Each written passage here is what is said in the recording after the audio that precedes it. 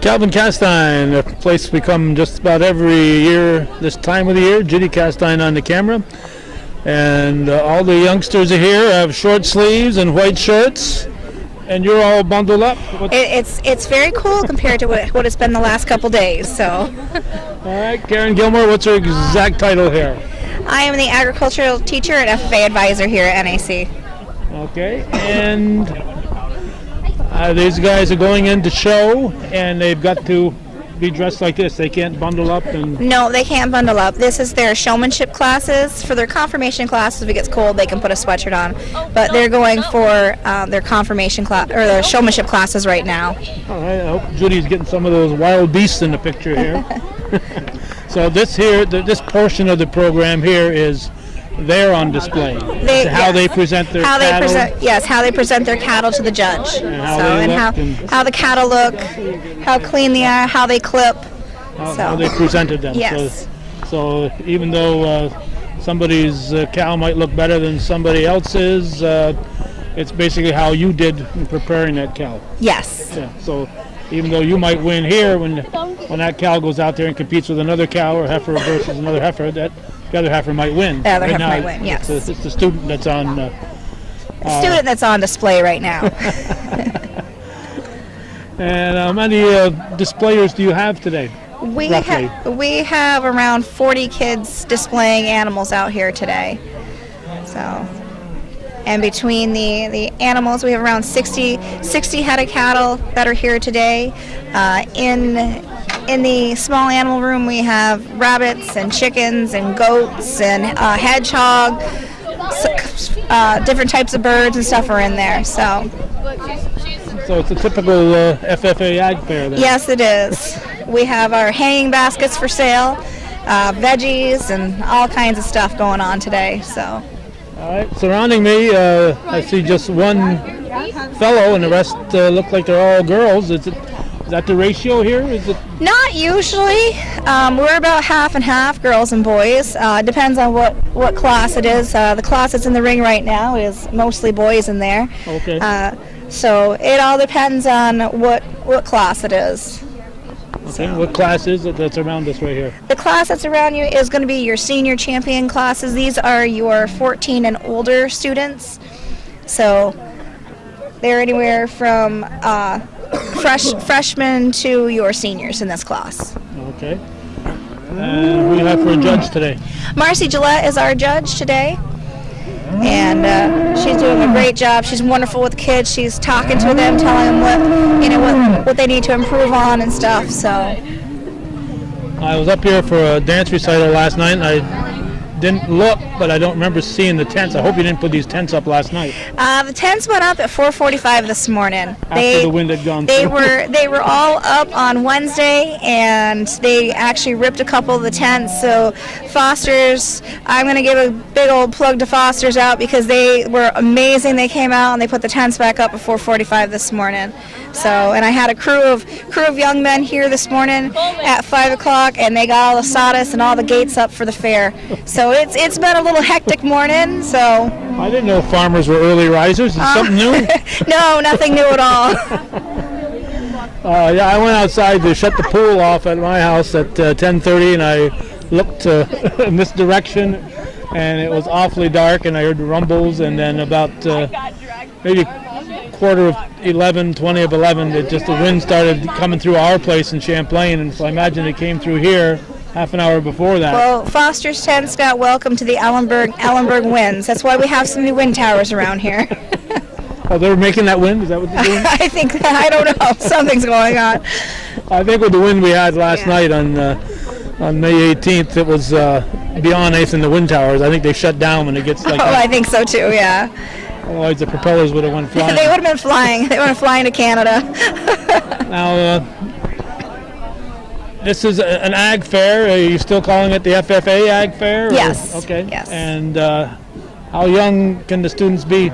The students start FFA in the 5th grade. And you're having a pretty good turnout for 5th graders? Yes. Our 5th grader crew right now is a very large class. They're very actively involved in everything that we pretty much do. So. And there's more than just showing cattle involved when you're talking about the FFA. A lot of public speaking and other things that people might not necessarily think of when they think of something like the FFA. We just came back from state convention last weekend, so it's been a busy couple weeks for these kids. We had a first place Maple team. Our Ag Mech team took 6th place. Our senior Cree speaker was 4th place. Junior People in Ag was 4th. So we did really, really good. So brought 40 kids out to state convention. So any of the leadership contests, the career development events, they're all involved in a lot of different things. I know last year, I think it was, that we met a fellow from Beekmantown. Did Beekmantown get their program going? They have their program up and running. He brought about 18 kids out to convention also, so he's doing very well out there.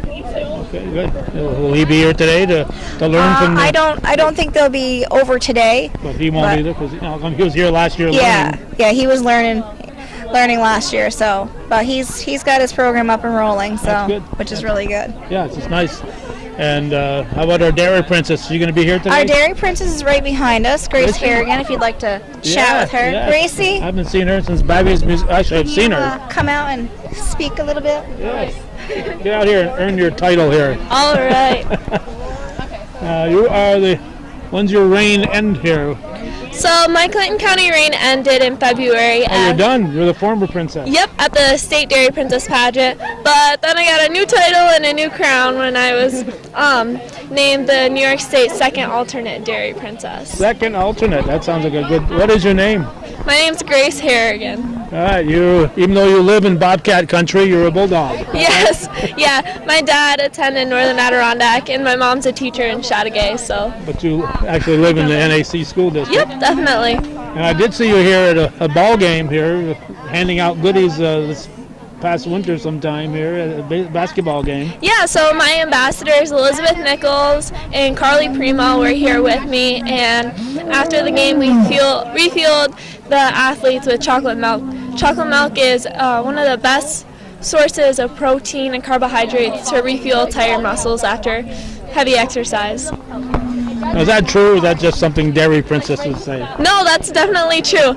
At Cornell, they have a whole chocolate milk refuel station for their athletes, and just the balance of the protein and the carbohydrates really refuels your muscles, and it increases your stamina.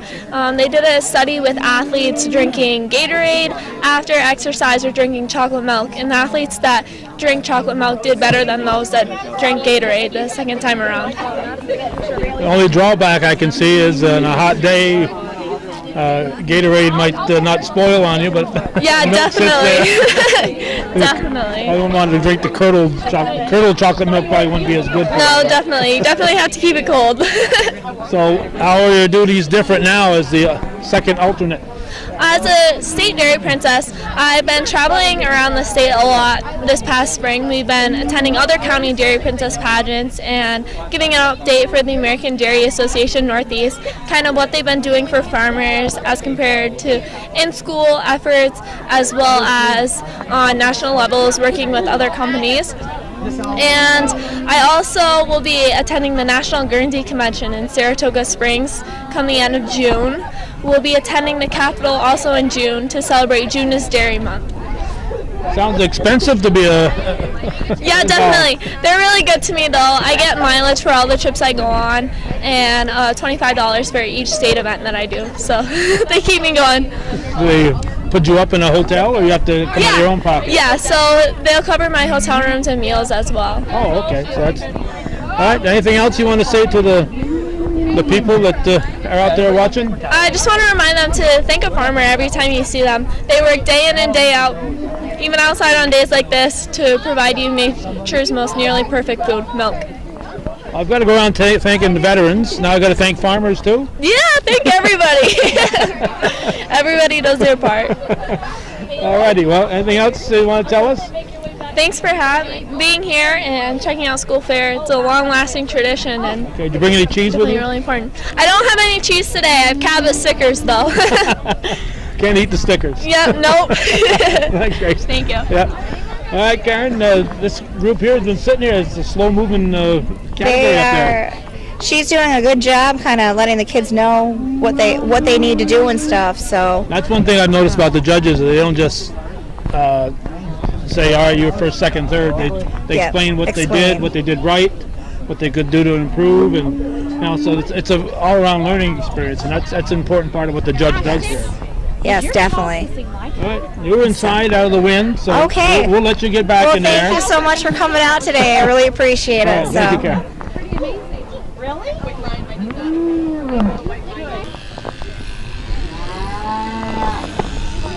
Well, we have an off and on drizzle occurring when we approached Ellenburg Depot from the east. It was 51 or 52 degrees, and as we got to the western portion of Ellenburg Depot, it had already dropped to 50, and as we got here into the school, it dropped to 48. So temperatures continuing to drop after 90-plus degrees days on May 17th and May 18th. This May 19th is turning out to be a chilly one.